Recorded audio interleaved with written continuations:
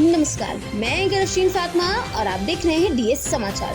संभल के चंदौसी में SM college के बाद अब एनकेबीएमजी पीजी कॉलेज में प्राचार्य और महिला असिस्टेंट प्रोफेसर के बीच विवाद तूल पकड़ता जा रहा है। एनकेबीएमजी कॉलेज के अंग्रेजी विभाग के assistant professor doctor Sunita Upadhyay ने प्राचार्य पर दुर्व्यवहार करने का आरोप लगाते हुए कोतवाली में तहरीर दी है।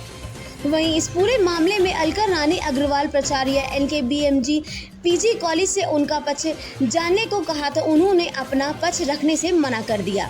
संभल से अकरम उस्मान की रिपोर्ट। हमारे चैनल को लाइक और सब्सक्राइब जरूर कीजिए।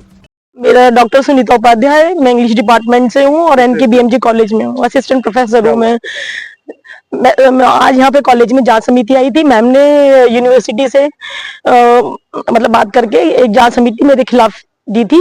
मेरा कोई अपराध नहीं है, सिर्फ मैंने इनसे अपनी फाइल मांगी थी जो ये दे सकती थी, लेकिन इन्होंने पर्सनल अपनी एक ईर्ष्या के रहते नहीं वो फाइल दी। चलिए वो भी सब खत्म हो गया, लेकिन इसी बात पर इन्होंने कि मैंने इनके साथ अभद्रता की है, अमर्यादित व्यवहार किया है, इसके लिए इन्होंने वीसी सर से बोल के एक कमेटी गठित कराई।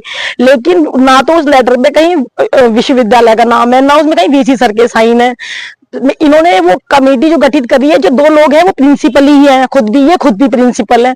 तो कैसे जांच कमेटी अपनी रिपोर्ट देगी जब तीनों ही लोग प्रिंसिपल हैं? और थ्रू आउट जांच कमेटी के सामने ये बैठी रही। मेरे पास फोटो भी है, मैं वो भी दूंगी। दो जांच समिति के लिए जो लोग नियुक्त किए गए थे, एक एमजीएम से प्रिंसिपल साहब थे और एक डीएके की प्रिंसिपल थी। तो उन्होंने क्या करा, उनको तो भेज दिया और मैं उनके सामने सिर्फ ये बयान लेके आई, सर मैं उपस्थित हूँ लेकिन मुझे कोई सूचना नहीं थी। मेरी मेल आप चेक कर लीजिए, मुझे कोई भी सूचना नहीं थी। और इन्होंने मुझे सूचना कर देते तो मैं कॉलेज में रहती, मैं हॉस्पिटल भी नहीं जाती। मेरा बीपी 180 आया है, पूरा सब कुछ, मेरा प्रेस्क्रिप्शन वगैरह सब कुछ है, तो मैं ये नहीं करती। लेकिन मेरे को यहाँ उपस्थित होते हुए इन्होंने ये कह दिया, अभी लेटर आया मेरे पास कि आप उपस्थित ही नहीं हुई जांच कमेटी के सामने, सारे कैमरे सब कुछ है, सब कुछ डिलीट कर देती है। परसों इन्होंने मेरे संग इतनी हाथापाई की और वो सारी डिलीट कर दी और कल कैमरे फिर से सही करा लिए।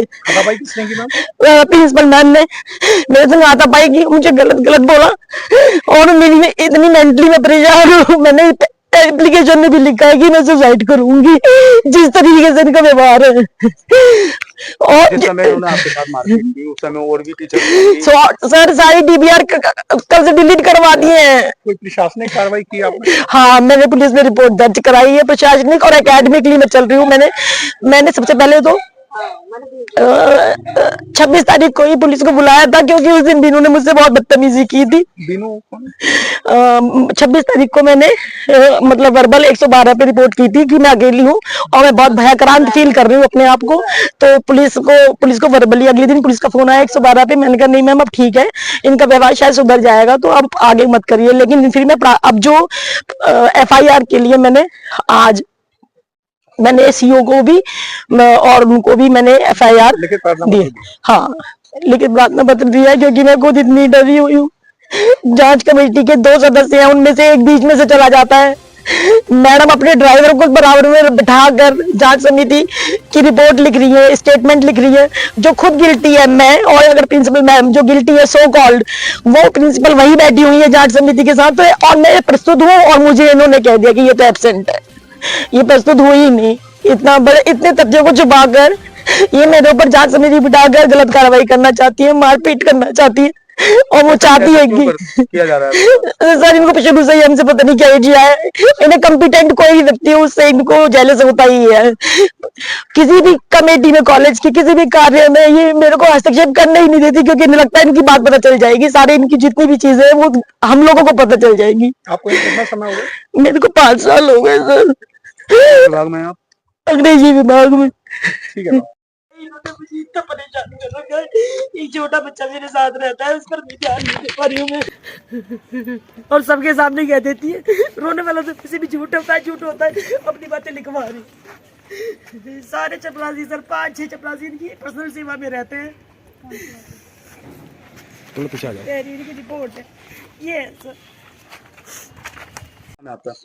विभा सिंह। कहाँ पर आप कार्यरत हैं? ये एनकेबीएमजी पीजी कॉलेज में। आज बताया जा रहा है जांच कमेटी आई थी, किसी टीचर का कोई मामला था, क्या नाम है उन टीचर का? डॉक्टर सुनीता उपाध्याय। क्या हुआ था? मैम का मामला कुछ उनकी फाइल को लेकर के था, तो मैम की तबीयत खराब हो गई थी। आज जांच कमेटी आनी थी महाविद्यालय में। हम मैम को भी कोई सूचना नहीं थी, हम लोग को भी कोई सूचना नहीं थी। अचानक से मैडम की तबीयत खराब होती है तो शीतल मैडम है साथ में, वो प्रिंसिपल मैम से इजाजत लेकर के मैं, शीतल मैम और सुनीता मैम हॉस्पिटल जाते हैं। किसको लेके जाते हैं? सुनीता मैडम को। जी। फिर हम लोग 2 बजे के लगभग कॉलेज में वापस आते हैं तो ये पता लगता है कि जांच कमेटी आई हुई है। तो डॉक्टर सुनीता उपाध्याय मैडम उपस्थित होती है उनके सामने, और हम लोग खुद देखे हुए हैं कि मैडम गई हुई है वहां पे। जैसे गाड़ी से उतरी हैं वैसे ही तुरंत हो गई हैं। लेकिन जो जांच कमेटी उन्होंने जो रिपोर्ट लगाई है कि मैडम अनुपस्थित थी, तो ऐसा नहीं है। मैं खुद देखी हूँ, मेरे सामने ही वो गई हुई है। मौजूद थी मैम? हाँ हाँ। शीतल गहलोत। आज मैम पे जो आरोप लगे हैं कि मैम जी जी जी। मौजूद नहीं थी कॉलेज में, जांच कमेटी आई थी उस समय, तो मैम कहाँ थी उस समय? हाँ, 2 बजे के आसपास हम लोग हॉस्पिटल से आए मैडम को लेके। मैडम बीमार हो गई थी तो हॉस्पिटल में थे, सरकारी हॉस्पिटल जो है, वहाँ की सीसीटीवी फुटेज में भी हम लोग हैं, तो वहाँ भी आप देख सकते हैं। कॉलेज में किस समय आप लोग आए? 2 बजे के आसपास हमारी मैम आपके एंट्री साथ हुई थी? है। हाँ, मैम मेरे साथ थी, और मैडम जैसे गाड़ी से उतरी है तुरंत वो प्रिंसिपल ऑफिस में गई है जांच कमेटी के समक्ष। जांच कमेटी ने जो रिपोर्ट लगाई है वो क्या लगाई है? वो की अनुपस्थित रही। जांच कमेटी के समक्ष वो उपस्थिति नहीं हुई है। क्या नाम है आपका? डॉक्टर शीतल गहलोत, किस विभाग से हैं आप? समाजशास्त्र विभाग से।